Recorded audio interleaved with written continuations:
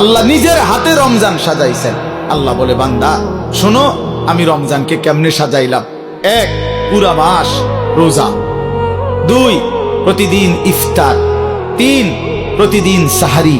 4, প্রতিদিন 20 রাকাত তারাবি।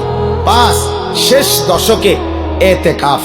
6, শেষ দশকের বেজর রাত্রিতে শবে কদর। এরপরে 7, একটা নফল একটা ফরজের সমান। 8, একটা ফরজ 70টা ফরজের সমান। 9, প্রথম দশক রহমত। 10, মাঝখানের দশক মাগফিরাত। 11, শেষ দশক জাহান্নাম থেকে মুক্তি।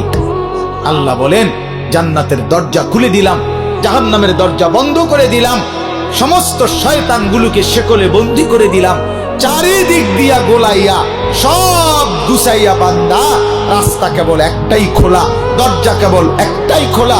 পুরা রমজান রাতে আসো, দিনে আসো, দুপুরে আসো, শুধু আমার গোলামি করবা, গুনাহ ছেড়ে দিবা, আর একটা দরজা দিয়েই সবাই ঢুকবা। শুধুই জান্নাত, শুধুই জান্নাত, শুধুই জান্নাত, শুধুই জান্নাত।